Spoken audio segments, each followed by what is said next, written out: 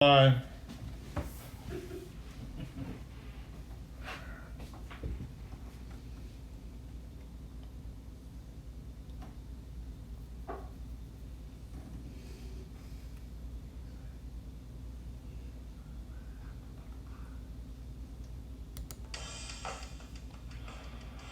Welcome to Final Gravity, the show where we take evaluation to a whole new level beyond judging. We evaluate recipe to glass. This is not a style show, it's a your beer show. Unlike blind judging, Brandon, Martin and James Lallande will evaluate your beer alongside your recipe and process. Based on what you wanted to brew, we'll provide perception, feedback, and a little unsolicited advice. All right. Woo. Glad to get going again. Yes, sir. So we got a couple on deck tonight. Aaron Rodgers sent us a duel, cleverly named. We'll have to take him and the boys a little bit on that one just to have some fun. You know, we are in Texas. And then Chris Crowley sent in something. Hopefully Brandon brings out something that's a little better than that last one. Oh, well, it's definitely better than the last one. I may or may not get it out. It kind of depends on whether we need it or not. We'll see. I can always bring some hard seltzer over to you. Yeah, we could always do the hard seltzer then. No. Okay, I'm boycotting that mess. I already gave him some over at the shop. Oh, did you? Even though I think it's fantastic, but whatever. To each their own, right? It works out that way. It's all fun. So welcome back to Final Gravity. We're really glad that we're able to keep this going. We've got a lot of great feedback from listeners and friends here locally, so they like the show. So Alright, so because I forgot to everybody So when it's done, I gotta save it as episode UP3, yeah. We need your beer in order to do this show. So we've got. You're good to go, one man. I think I'm tonight on that jet. we've had in the If fridge you're, for, are you comfortable with that? 3 or 4 weeks now that Aaron Yeah, so Rodgers when sent it's- us, when it's all I'm done, and I'm really looking there's forward no to it. break or anything, right? And No. we've got one here So just that hit Chris stop. probably Just brought hit over from the stop. house recently. Stop, save, and Let's then see, turn man, off. that's episode 3. Yeah, just turn off all the shit. We'll probably dive into that one first. This is a style that, Come here and, back, wait, where's either YO. this one? Yeah. For some reason, it's not showing up here, but it is broadcasting, so. And then just hit stop streaming and all this stuff. Yeah. Regardless of what it is, it's supposed to be a sweet beer, almost cola-like. But reading up on the history, and that's what kind of gets my brain thinking, is I can read up on history. Yeah, so just hit stop. Really brought to Stop to and save I'm very as intrigued. episode 3, One of the- hit stop one of on guys the in live streams. Sent one And in that's one it. time and adjusted it, came back I'm and said, good. hey, not sweet enough, do this. Next thing you know, he's winning first place in a major competition, just by doing some minor You can hear the adjustments guys to it. in So I'm Germany. super excited to Still be as dive loud, into but better to hear London Brandon Brown, James. Chris. And then I can sure Aaron be Rodgers hearing sends it all. I us don't even a know. It should be duel. It's like- the discount duel check. Maybe when you're yelling in there. So, hell, but hey, all in fun games. Now, before we give him too much hell on it, I gotta read you what he wrote about it, so let's not get into that too much, because he does explain it a little bit. Well, and I wanna hear that, cause so that, looking at the recipe, it's got a lot of late saws, and interesting, it's not duple check, it's duple check. Something with like the, that. With the CZ, right? So that's kind of fun, so, let's start with that one, let's just We'll start start with with that one, one. okay. Let me go ahead and read what he wrote about it. So, and he wrote us a book. Yeah. I'm just gonna go ahead and read it here, because he does give us brew day notes in it. Okay. So, this is the second batch on this new, beer in a bag, brew in a bag electric system, so he's still learning the difference in system efficiency. The recipe was created God based on damn his it. original system, so there's some changes. It was Still supposed need to be whispering? 10% ABV, but because, this is new one, it came out 7.8%, which is still within Fine. range for a dual, that's no problem. He will start by saying that I was the inspiration for this beer. During one of the podcasts, I jokingly said something along the lines of daring him to make a beer referencing the Green Bay Packers or his name. Then it hit me, the State Farm commercials with Aaron Rodgers, and he may recall the phrase discount double check. So as you know, I often win the Patreon catchphrase, often win, always win. We're not We getting almost actual actually marks. structured the thing, so he's not like a come and brew at NASCAR sponsor walking around. We're not getting. He was accruing a decent amount of gift cards for Magic Brewing, also received a $2.5 package of how long old coffee gift from the guys.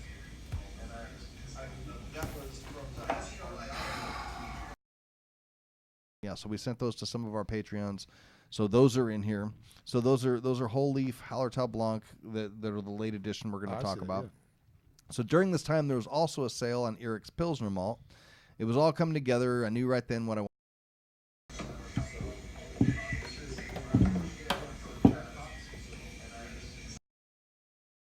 Which is good. That fits in perfectly with the style, I think. So brew day went well. Mashed for an hour. Stirred my mash every 15 minutes. Mashed out at 168. My pre-boil gravity was lower than expected, but I have since learned that higher gravity beers are a different beast when it comes to efficiency, and I'll take that into consideration in the future. And that is absolutely true. Trying to hit those 1080 plus gravities is a tough thing. It's an art form all on its own. You've got to make sure that your system is running right, that you've got good drainage through your grain bed, that your mash pH is correct, all that stuff. So he is absolutely right about that. When you get into those higher ones, it is more difficult to do. Oh yeah, definitely, and you really got to take your time when you run off. I agree. That's the big one. Is just go really, really slow. And I'm not that kind of brewer. I usually a 5-gallon batch. I'm ripping through it in about 20 minutes, and that's a fast slaughter. It works for me. So I usually lauder in about 45 minutes on a 5-gallon batch. Now the other thing you can do, and especially with these big Belgian beers, I've done this a lot of times, is just keep some DME on hand and top up your kettle. Yeah, absolutely. To get to where you want to be. You won't notice the difference. It will work. So he boiled without issue, chilled, and pitched the yeast. OG was 1070. Pitched 3 packets of yeast. In hindsight, that was probably an overpitch. No, it wasn't. Yeah, no such thing on a homebrew level. That's just fine. Where it was at 65 degrees at pitching time, then raised the fermentation temperature 1 degree per day until I reached 75 degrees. So over 10 days, went from 65 to 75. Held it for a week. Wasn't seeing a lot of activity. Couldn't see any activity through the plastic.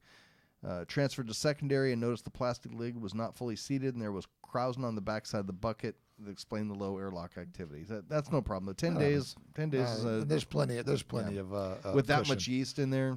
Yeah. Once you get going, there's enough cushion there. It's not sucking air back into it. So, and then especially with his going the opposite way, he's going up high, raising the temp. So it's just pushing everything out. Yeah, that's no problem. I've had that happen lots of times. So he lowered the fermentation temperature 2 degrees per day until he got to 34 degrees. Got it down to 1010. I got a comment on that in a little bit here, and then transferred the beer to the keg and carbonated it to put in there. So the beer I sent you were keg fills. That's important to note with a Belgian beer, I think. Absolutely. In particular, I wanted to do some bottle conditioning, but just thought I would keg this batch instead.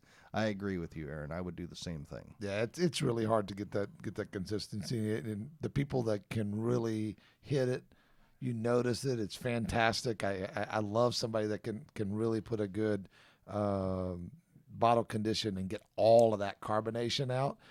Sometimes it can get a little risky, especially if it starts taking it really low. But personally, I don't think it's crucial with this style. You're not trying to get into that super effervescent champagne like you are with a triple or something like that, where I think there is something to be said for bottle conditioning, and that a Dubel's a little bit different beer. So the beer is now 3 months old, so it's probably about 4 months old now that we've got it, but it's been refrigerated the whole time we've had it. He thinks it's delicious. He's only had a couple of Dubels in his time, namely Chimay Blue. Based on the style guidelines, the IBUs are just a little bit high, but I don't think that's a big deal either, as long as it's not a bitter beer. We'll find out in a minute here. As you know, my beers are usually brewed for drinkability rather than fitting neatly into a style category, and this came out drinkable in my book. A little left in my keg that I'm saving to drink when you guys review it so I can understand your perceptions of my beer more clearly. So thank you guys, and I hope you enjoy the beer. And I had a blast brewing it and really enjoyed drinking it. So let's pour some here and get into it. We're not going to wait any longer. Here we go. So do we want to talk about the recipe here as we go, or do we want to taste it first and then talk about it? There's some interesting parts of it. Yes, there are. The naming plus he put in some late saws. And also some late Hallertau Blanc, which is that one's a little more floral, right? A little more floral, a little bit of a brighter hop that I wouldn't expect, and at 1 minute. So I guess if we're going to talk about that, let's talk about the recipe. So the hop schedule on it was Magnum's early, and then late he had 2 editions of Saaz 20 and 10, and then some Hallertau Blanc at the end. which is 100% without a doubt coming out. I smell that sauce in the aroma. Normally in a standard double it wouldn't come that way. I get the but I Blanc like also. it. I like it. I do get the Hallertau Blanc in the nose too. I was, when I initially saw this, seeing a half ounce of Magnum at 45 minutes, and then an ounce of Satz at 20, ounce of Satz at 10, and 2 ounces of Hallertau Blanc at 1 minute.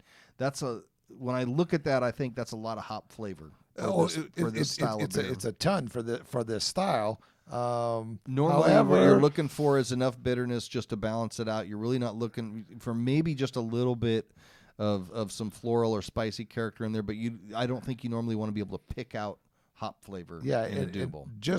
I haven't tried just by appearance, aroma. If you said I tried to make a hybrid double / Czech amber.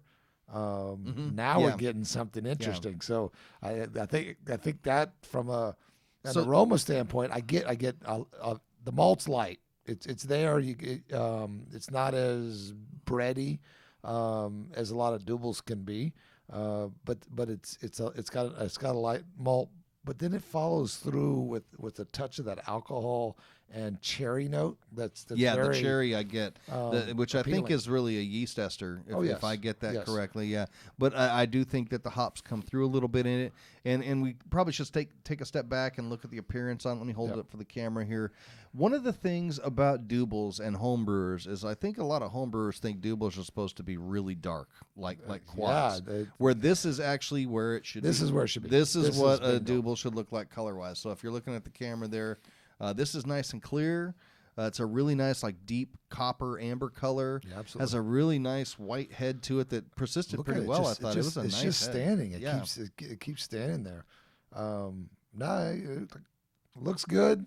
Smells good. It smells something different. It definitely smells something new. So, wow. I'm going to go back. You got a double Czech amber hybrid right here.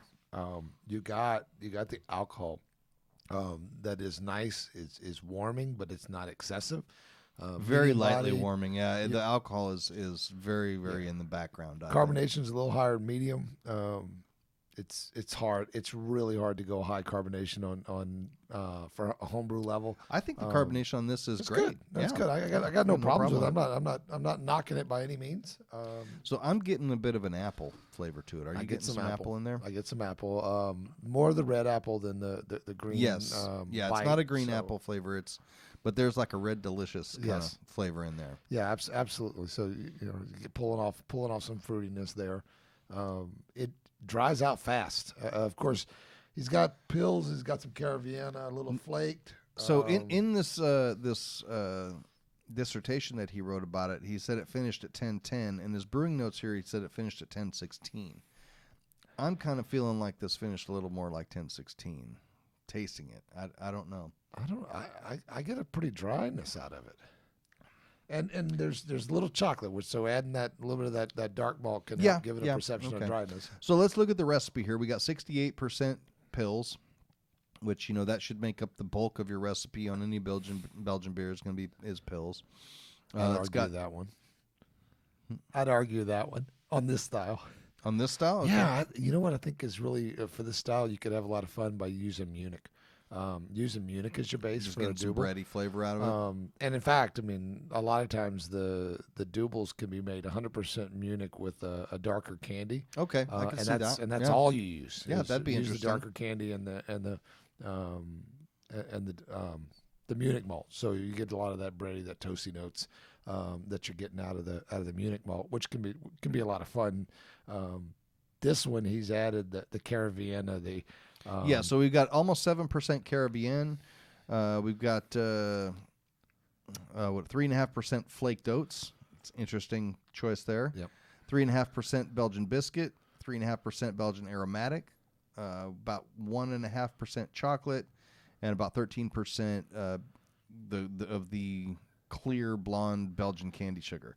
So the flaked oats is one I want to touch on real quick here. Okay. So generally you're putting flaked oats or flaked adjuncts in there because you want it to have some sort of mouthfeel to it. It helps with head retention and a little bit of leftover gravity in there, which is a bit antithetical to most Belgian beers where you're really trying to dry them out. And now I would never guess by drinking this that there was flaked oats in it. That's exactly what I was saying.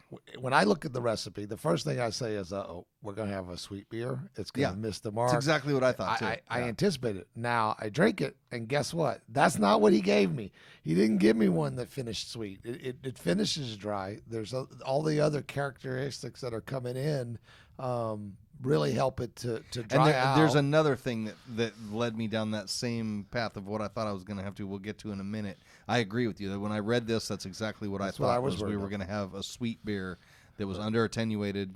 He didn't give us a sweet beer. He did not give us a sweet beer. And see, but this is where I'm gonna say this over and over on this one. This is a hybrid that is super intriguing to me. It is, because yes, a standard Belgian double should drop a little bit drier than this. It should be a little bit more dry, but the Czech characteristics and the Czech hops, which you get in the aroma, you get them in the flavor, and I get a little lingering notes of that Czech spiciness. Yes, I do too. I like, and I really like that a lot. Yes, me too. Yeah. Me too. So I want to go back to something he said, and he talked about this when we had him on the phone when he sent several of the beers into us too. And this is something that I do the same thing. He says, as you know, my beers are usually brewed for drinkability rather than fitting neatly into a style category. And that's important for what we're doing on this show. Yes, on absolutely. this show, we're not trying to say you did or didn't fit directly into this category. We're trying to say, did you accomplish what you set out to do? Absolutely. And I've got to tell you, after looking at this recipe, I'm surprised. I am very surprised. Yeah. It just comes out and everything comes through very well. A lot of the techniques that hit. I think that the accident of being two alcohol points lower was a good thing. Yeah, I agree with you on that. It was a good thing. This has the characteristics. The so mouthfeel and is here's the even. reason I want to talk about that too, because let's talk about the yeast that he used here, which is T58. So when we've had Kevin Lane in here from Fermentus, he talks about T58, and the thing with that yeast is that it does not metabolize maltotriose. Okay. So it will not dry out a beer by itself. And so that when I saw that and looked at the grain bill, I thought, ooh, we're going to end up with kind of a syrupy beer here. And it's not. It's not. It's not syrupy at all. And I think that has to do with the fact that he was restrained with the specialty malts. Yes. And also I think that, again, when I looked at the hop schedule on it, I thought that's a lot of hops for a double. I think that fit in well with where this yeast was going to attenuate to. I think a little bit of added hop character in there helped. Yeah, with that. Absolutely. And there's a magic ingredient sitting there that I mentioned earlier that's without a doubt giving it an intangible. That's not chocolate. That little bit of dark malt, which that's one of the tricks in like an Irish red ale, is you use a little bit of a roasted barley to now give it a sneaky note. I've definitely got to bring out my beer now because when we're talking about this is something I was very surprised to learn when we got into English beers. You know, Nigel has several times brought back a bunch of beers from England, and he doesn't just bring us beers to taste. He brings us back sheets of paper where we have descriptions and brewing notes and ingredient lists on all of them if he could possibly help it. And I was very surprised to find that a lot of English beers have a little bit of roasted malt in them. Just a little bit. Yeah, we a lot of times we're used to using them as a color adjustment, but using roasted barley in for a 5 gallon batch, less than 4 ounces. And for those of you watching, it's like a handful this much and just choop. Yeah, it does wonders. 2 to 3 ounces in a 5 gallon batch. All it takes, but it gives it this extra perception of dryness that just helps to pull it out. And very first session that we episode of this, that we had a darker beer that was the same way. Said that it ended up at a 1016, and I said no. I said this does not drink like a 1016. It drinks so much drier. Yeah. It was wonderful, and that's where you can get some of those other ingredients that can make adjustments. So yeah. So when it comes to my English beers, I use a little bit of chocolate malt, just like he did here, a little bit less than he did here normally, but and some sugar because it really does help dry it out. I'm very impressed with this. Very impressed. Aaron did a great job. Even like your little Calvin logo. So at least because you use the name,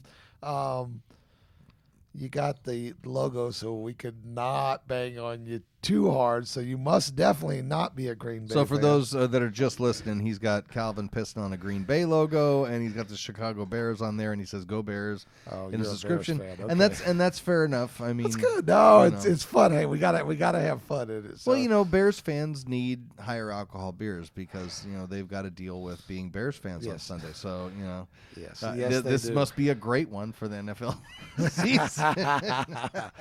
Well, good job, Aaron. Thank you for sending it, and we always enjoy your beers. You're doing some amazing stuff out there. I gotta say excited for you. that consistently, Aaron sends us beers that I think I have issues with, and then I drink them, and he pulls it off really well. Well, Aaron, if you got 3 bottles of this again, I want you to enter it in as a hybrid Czech Amber / Double, and then send me an email. Let me know what your results were. I'm curious to see just if you can do it, and what another judge would say in a blind situation. Yeah, very cool. Thank you very much, Aaron. What an excellent beer. So let's get into this London Brown that we have from Chris. So obviously everybody knows Chris is one of our regular hosts on the show here. He also lives around the corner from me. We brew together all the time, and he brought this over to my house the other day, and I just thought, oh, we've got to talk about this on the show. Yeah, excellent. Yeah, he mentioned it. So Chris also, I do one of the BJCP prep classes, and he's in it, and he mentioned it last night, and I'm like, okay, good. I'm excited. Like I told you, starting off the show, I really, really like this style. The history behind it means a lot. Just researching it from that point. So in terms of history and accuracy to whatever style you're talking about, whatever, I'll be honest, I am completely unfamiliar with the style at all. I do know what he really likes about this beer and what brewing it kind of brought to the table, and that is very similar to an English mild in that it's a very low alcohol beer that has a lot of flavor. Yeah, it's now what the catch on it is. It is low alcohol, and it's got a lot of flavor, but it's back sweetened. So they literally, historically, they'd add sugar to the beer to make it cola-like when they'd serve it. So after all fermentation in the keg, they actually added sugar to make it sweet. Strangest thing, I would never have done that. But historically, that was a beer that they wanted. Leave it to the limeys, right? Yeah, it's okay. If you want to drink it, people like it. It may taste good. So I've experimented with this style a few times. Had some good success, some misses, and it's been a lot of fun. So let's talk. Chris put in Maris Otter, some. So we got about 64% Maris Otter, 16% Crystal 150. That's a lot of Crystal 150. Yeah. 8% Crystal 80, 4% Chocolate Rye, 4% Cara 20. I don't know what that is, to be honest with you. I'm sure it's just caramel. Maybe just Crystal 20. Yeah. Okay. It looks like it's the Belgian one. And then about 4% Carafa 2. Okay. And that's not the Carafa 2 special. It's just regular Carafa 2. So, when I look at a recipe like this and I see the layering of the caramel malts, to me, that to me says here's where we're trying to create some body and some substance to a beer that if you're not careful, it'll come out watery. Oh, yeah. Because we're talking very low gravity here. Let's see. Original gravity was 1038. Final gravity was 1010. So if I remember right, this is like 3.7%. So we talked about this recently on a show when we were talking about low gravity brewing and the just like high gravity brewing has its challenges, like we talked about with Aaron's beer just a minute ago. Low gravity brewing has its own challenges, and the beer having some body and some flavor and some substance to it is difficult to do when you get in that sub 4% range. You know, it's just tough for there to be any substance there, and there's a couple different ways that you combat that. One of them is going to be through your recipe design, and I like the layering of the caramel malts in here. And the other is with your mash schedule, where you want to leave some unfermentable sugars in here so it doesn't ferment completely out. No doubt about it. Yeah.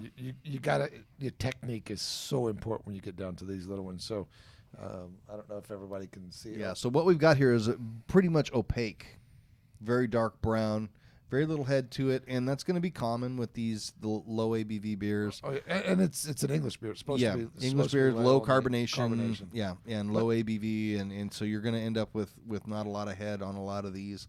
Plus, I'll be 100%. I went by his house this morning and pulled this out of a keg and put it in a growler. It's a little 2.5 gallon keg that's almost completely full, so it had like no headspace in it. Yeah. It was tough for me to get the headspace right to fill a growler. So I guarantee you this is a lot less carbonated than it is coming out of his keg. No, it's got. I mean, it still has some bubbles coming out. Get a tan head on it. It's And I dark don't brown. mind low carbonation on a beer like this. No, I don't mind any of the English beers. They're all. In fact, they're better with the So low carbonation. it's the aroma is very roasty. A lot of Oh, like it's coffee notes chocolate. to it Yeah, and chocolate. I get light coffee, but the tons of chocolate is what jumping. And then I get a good chunk of the, biscuity, nutty. Yeah, from that Maris Otter. The chocolate rye that he's got in here, that is a malt that not a lot of people use or know about, and I love chocolate rye. Yeah. Love it. So it's kind of the best of both worlds where you get that roasty, it's a really highly kilned malt. So we've talked about this a lot on the show where standard chocolate malt is not necessarily just a chocolate flavor. It's a really highly kilned malt. Yes. And then you've got some of the spiciness from the rye. I don't know what it is about rye, whether it's in distilled spirits or in beer or whatever, that spiciness and that cool, spicy, like rye bread flavor seems to punch through no matter what you do to it. Yes. In this case, they roasted the shit out of it till it's charcoal, and you still get a little bit of spiciness come through on it. It just rye does amazing things. You could put rye in every beer. I love rye. Be happy. So Yeah. Hop wise, a little EKGs and some Fuggles. Exactly the kind of hop schedule I like to see. Just some traditional English hops at 60 minutes for a total of 10 IBUs? 10 and a half IBUs. And what he's done, and I talk about this quite a bit, is he's used a full ounce on a low gravity, but they're low alphas. Right. So when you can really take advantage of those low alpha hops and use a lot of them at the beginning, they'll still carry all the way through. A little bit, yeah. There's no such thing as bittering and flavor and aroma hops. Take that, throw it out the window, because every single hop can be used for that. It's just the purpose that you use it. And you can take the big alpha and put it at the end, and it can be used for a great aroma. So it's all about the usage. That old saying we used to say, "Oh, this is a bittering hop. It can only be used for bittering." Well, I call horse crap on that one. So. Yeah, I tend to I use almost exclusively Magnum for bittering just because it's very predictable for me. But I think you're right. Like years ago when Citra was first becoming popular, they always said, "Don't ever bitter with Citra." Oh, no. People are bittering with Citra all the time now. It's a high alpha hop that works really great for that. Some of the flavor carries through because it's such a strong hop. Well, Magnum's so neutral. That's one of those ones. It's great to bitter with. You can bitter any beer with it. You put it so neutral. It's high alpha, and because it's so neutral, it's one that you probably don't want to put late. I mean, that's one of the few that I just would say absolutely just you're wasting it by putting it late just because of the neutral. Now, as I say that, maybe I need to go have fun and make a smash beer. And we had one recently here on the show that had Magnum in there late, and I was like, "Wow, what is this great hop character?" And they said it's Magnum. I thought, I don't know if I've ever had a beer with actual Magnum flavor in it. I thought it was pretty cool. But what I like about it, because of the way I brew, I don't take a lot of notes. There's certain things about it that I just do the same thing every time all the time because now I know, okay, I've got that part of my process. If someone wants to know how I brewed a beer, well, I did it that way because that's how I always do it that way in that particular part of the process. Just in your fundamentals and your base, and you kind of build off that, and it just makes it a lot easier to play around when you can make anything predictable, and so that's why I use Magnum. With a beer like this, EKG and Fuggles, I love that. I love it. That's exactly what I would do too. Flavor-wise, matches a lot of the aroma. It's roasty. It's almost porter-like. Yes. It has a lot of roast. It's dry. It finishes out dry. The roast really dries it out. Chris, you got a English mild right here, by the way. That's exactly what I told him. When we drank it, I said, if I were you, this upcoming Red Coat Challenge going on, I would enter this as a dark mild. This is a absolute fantastic, scoring very high as a dark mild. We want, we knew, looking at the gravity, you knew that it wouldn't hit what we expected on the London Brown. But from a dark mild aspect, it's got so much flavor. Drinkability is super high. All the dark malts and then just the finishing gravity dries out.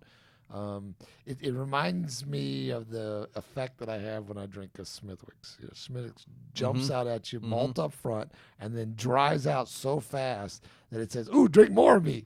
Ooh, drink more of me!" And that's why you always get really hammered when you're drinking Smithwick's, because it would take a lot of this to get hammered. Now, and you'll get bloated before you get hammered with this little. I would love to put this on a hand pump. Oh, this would be fun. This would be fun. Or even on nitro. Nigel has actually convinced me that nitro is bad, is totally inferior. It is. It is. I mean, I like it, but I don't like it as much as I used to because of Nigel. He ruined it for me. So the hand pump, well, he calls it. He says it makes it like a ice cream cone or something, milkshake. He says it makes it too creamy. But Chris, this one jumps out and isn't it fantastic? Has some wonderful characteristics. The drinkability factor is so high, and like I mentioned, you'll get bloated before you get drunk drinking this one. So that's always nice, too. Yeah, exactly. This is exactly the kind of beer I like to have on tap where I can come home and I can drink 2 pints of this while I'm cooking dinner, and I don't even feel it. Don't even know it. Yeah. But there's a ton of flavor and substance to it. It's really drinkable, but at the same time, just bursting with flavor. Correct. That's not really easy to do. Yeah, you got to kind of hit a sweet spot with a beer like this. Well, it's got just the ever so touch of fruitiness in the flavor. I don't get any of the fruitiness in the aroma, but I do get it in the flavor. And the aroma is more because the carbonation is low, so it's not allowing some of that to burst, which is fine. So it's worth noting that he did a split batch on this, and this is with the Mangrove Jack Empire Ale, which is a really fantastic, more of a restrained English ale yeast in terms of esters, a little cleaner. He did the, I've used this yeast a bunch of times. I really love it. He also did the other half on the London ESB yeast, which has much more of an English ester character to it. Also really good. Wonderful. Also really good. I was intending to bring both of them. The way it worked out when I went and got this beer from him for the show, we just didn't do that. But this is my favorite one of the two. Yeah, absolutely. And that's the same way. Just send this in as a mild and see what happens. Yeah. I'd like to see what would happen in a blind judging and see what happens in this red coat. I mean, it's it really truly reminds me of the mild that Nigel had brought back from England. We used to get one here in the States called Cane's Dark Mild, and it seemed to have a lot of the same. Was that the Imperial mild? The no. Cane's was a higher ABV mild, wasn't it?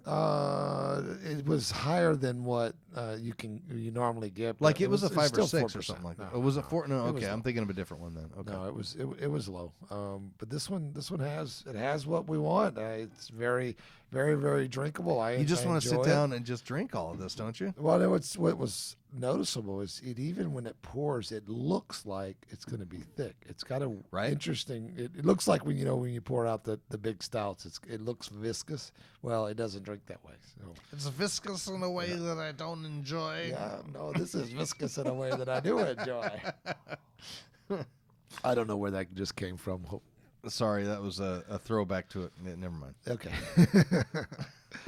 Oh, well, nice job. So what'd you bring? All You right, brought all a right. little beer. At All right, least I'm gonna you bring it- punished me, like I said. You punished me. You deserve a kick, so you better be pulling out something I'm going to get excited Okay, about. so this is a strong bitter of mine. This is I have a folder in my Beersmith program that are my house beers, which are beers that I think, all right, I've got this recipe right where I want it. Yes. These are things that I want to brew all the time and have on all the time. And I'll play around with other stuff, but when it comes down to I need to fill some kegs and some stuff I want to have on tap, these are my recipes. Yep. So this is my strong bitter.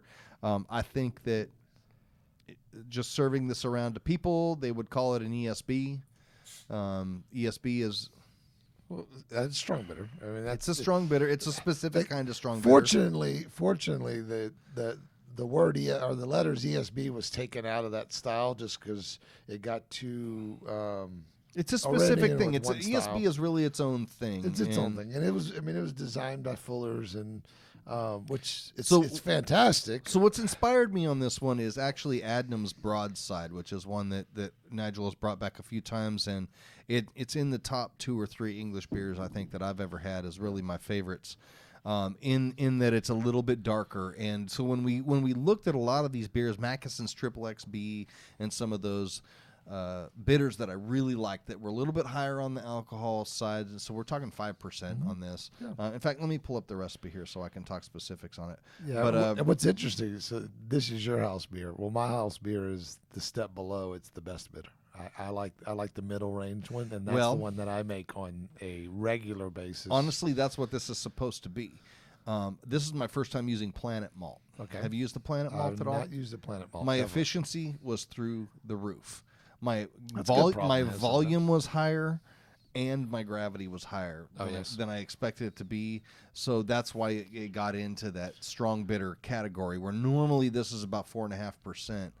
It got a little bit more than that. So, but we're going back to what we were talking about with Aaron's beer, where he had a little bit of chocolate malt in it. And when Nigel brought in all these beers, when we were first drinking the different bitters, the best bitters and the ordinary bitters and that kind of thing, that was something that really struck me, was that a lot of them had a small amount of chocolate malt or a small amount of roasted malt in them, just to give them some flavor, to dry them out a little bit. And that's something I've incorporated, and so that's what this got in it too. So let me read you off the recipe here. So we've got it's kind of hard to read sometimes. It happens. Well, while you're looking that up, Yeah. Go ahead and start I'll talking talk about it. about it. It's got a nice copper color. It's just touch off of clear. Head looks good, off white. Got lace that lasts for a long time.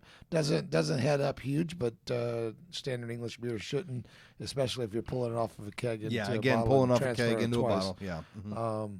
So looks pretty, looks good. So we're talking 83% of base malt, which in this case was the Mutton's Planet Malt, Yep. which I am an instant convert to. As soon as I used it, I thought I love this malt. I'm a fan of Muttons. I use their pale over and over, and me personally, just as soon as use it for every single English beer that I do. Some people love to go with Maris Otter. A lot of times I'd use Golden Promise for this. I really like Golden Promise a lot. I think I like the Planet better. I'm interested in trying it out. I've got this recipe that's tried and true. I just bought a bag of it, and I've actually got a Goza going that I thought, you know what, Goza's got a nice crackery kind of bready flavor to it that we can't seem to reproduce by adding Munich into it. So I thought I'm going to substitute Pilsner with the Planet and see what happens. So it's 83% of the Planet malt. It's about 10.5% of Carahel, and let's see, 5% corn sugar, and then 1% chocolate malt. Okay. So we're talking. Talk to me about the Carahel. I don't know that malt. So let's see here. Let's pull it up and see what the description is on it. Now, I've used this a lot actually in Belgian beers and that kind of thing. It's one of the, and I've gotten really to use it in my my English beers too. It's just one that I keep on hand all the time. So is it about a 40 love bond? It is. Let's see here. It's 13. It's 13, low. so it's a low one. I really like the low caramel malts. Yeah. I want to just put a hint of caramel in it, especially with these English beers, because I think what gets lost in English beers a lot of times is that the point of every single English beer that you brew is drinkability. Absolutely. You've got to 100%. dry it out. You don't want it to be sweet. Correct.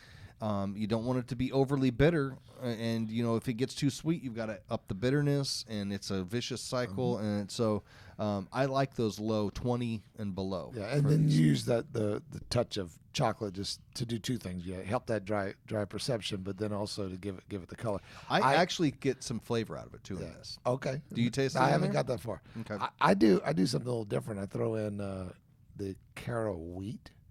Is my caramel Oh, nice. malt. Oh, yeah, that's a good idea. So Get some head retention out of it too. That's what I use. That's what I use in my best bitter, and have had a lot of success and really enjoyed. So it's just I like that interesting, idea. the different Yeah. ways of going, and I like because it doesn't give you the sweetness as much as the regular Crystal 60 does. Mm-hmm. So it's probably a more of a 40 to 50 lava vine on the Caro wheat. It's been one that's been just successful for me. Of course, this is like we said, do what's successful for you no matter what. Well, that's the thing and about the adjust. English beers. I think you've just got to have a couple of key points as your destination. And it doesn't matter how you get there, as long as when you do it, you keep those things in mind. Yeah. Because a lot of people brewing English beers, I think they get muddied up in the middle and they get too caramely and that kind of thing. So use those things, but use them with that destination in mind, in that this has got to be drinkable and dry. Yeah, 100%. Yeah. And then so this has got Northern Brewer for, excuse me. I bittered with Nugget just because that's what I had on hand. Normally it would be Magnum. And then I've got Northern Brewer at 20 minutes and EKG at 10 minutes. Yeah. I get that grassy notes from the EKGs. The aroma, it's very, very faint. Aroma starting out being nice toasty, biscuity, and touch of like a sweet bread up front. And then the flavor follows exactly the same. You get that toasty, biscuity with a touch of the sweet bread note. It starts off, so it greets you, welcoming you with all the malt. There's enough bitterness there that balances it out, and then that just ever so touch of grassy at the end, and then dry out. And I'd be proud of this beer. You did a fantastic Let me job. tell you, this is my favorite batch of this I've ever made, and I really do.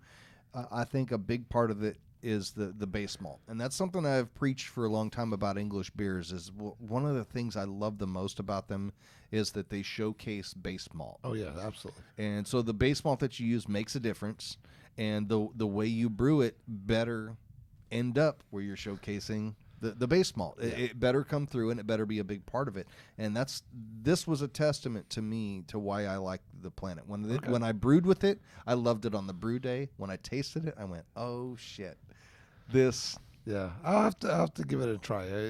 I've got quite a bit of the straight regular pale, and that's the one that I've been the most happy with. I hate that they're getting rid of it, but hopefully I'll be equally as happy with using this other malt. I'm sure I think you will. I think you will. I've been real happy with it. I'm a huge fan of Muttons. Period.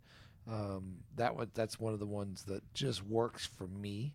And I'm a huge fan of English beers, and the best bitter is the one that I make. Just like you said, I make it the most. It's the recipe that I'm never going to touch. I generally speaking will always use the same yeast if I'm making it for myself or for competition. If I'm making it for just a big batch, as I'm a donate or anything of that nature, then I may use the SO5, and I'm happy with the SO5. I really like the 1098 British ale yeast. That one works well for me. So this has the Mangrove Jack Liberty Bell ale yeast in it, which I have been a huge fan of for a long time. Nigel has tried to get me off of this to the Empire yeast because he says this is too clean. It is clean. It's nice and clean. I like it. It's got a little bit of estrus to it, just a little tiny touch. bit. It's very, very little. Again, I don't like the estrus to stomp on the base malt flavor. Well, and that's where it's your house beer. This is the beer you want in your house. If you're deciding to, I really want to fight for competition, that's one thing. I make my best bitter for me. When it wins, I'm really super happy, but I make it for me. And I want to keep in the same road. And you're the same way on this, and you should be really, really proud of this beer. I'm pretty happy with this one, yeah. This does make up, so you're you're now on level footing again. Hey, all jokes aside. Hey this man, is- I am secure enough in myself that I'll give you my shitty beer so we can all learn from it, and that's what happened Absolutely. the last time. But this is this is what I brew day in day out. No, This is that's the that, kind of that's thing what's that I the do. fun. Yeah. That's that's why we do this. That's what's the enjoyable fun of this hobby and coming up with something that you like and you want to keep brewing over and over. Both Chris and Aaron tonight, Aaron brew that same beer the same way many times, and you should enjoy that at your home all the time. And it See, you know what's just comes crazy out. is 3 episodes now, so what, 9 beers we've done. Yeah. There have been probably a third of those beers that I looked at the recipe and thought, oh, I'm gonna have a big problem with this, and then they pulled it off. Well, they pulled it. That's what I think is so valuable about what we're doing here, is looking at this is like, there's a lot of ways to skin this cat, as long as if you're doing one thing, Peter, don't listen. you're making sure to do it in a way that you're still working towards that end goal. And that's what we've talked a lot about in recipe development on this show, is have an end goal in mind. And make sure that when you do something, you're doing it in a way that leads to that goal. Don't just, it's a stout, so I'd like this and this and this and this. It's easy to get carried away. And that's where working your own processes, your own systems, Right. the way that you like to brew, you got to get to know that. I'm a purist. I will go as simple as I can Me be. too. I will use 1 grain and be perfectly happy with it. And I'm a purist of the styles. Some people like Aaron's got a lot in here, but it works for him. And He did it right. It Yeah. works for what that beer needs to be. So you got to look at that. I will always tell you that if you want a recipe, I'll give you one. Brew it exactly like I say. If you don't, then you didn't brew my recipe. But brew it exactly like I say. And then when you're done, find out what you liked and what you didn't like, because your Right. process can be different. Then definitely make an adjustment for what works to give you the characteristics that you like. I can give you mine and you love it, so I want that exact recipe. Well, here it is. I'll give it to you any day. And then you go and you start brewing it, and you're not happy with what your results are, but you know it's clean. It came through everything that your process is. But you're the one's going to drink that keg. Then so you make the brew it the adjustments. way you want it to You do know, it. make those adjustments. Absolutely. You got to adjust after the fact. And sometimes you got to add 5-6 malts in. Well, James Law is going to put 2 at most in most beers, but that's okay. Right. That's the fun of homebrew, and that's what we get the opportunity to do. And I love sitting on this side of the table where I get a chance to have other people's beers and see what they're doing, and not only see and taste, but look and see what their intent was. Yeah, yeah. That's one of the keys of this show is, what do you want to do?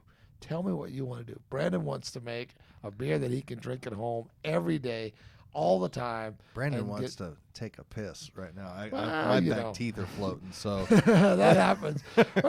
We're wrapping up another fun episode. This has been a lot of fun. We're looking at early October. September's a tough month, so we should be the first weekend in October. We should be coming back to you.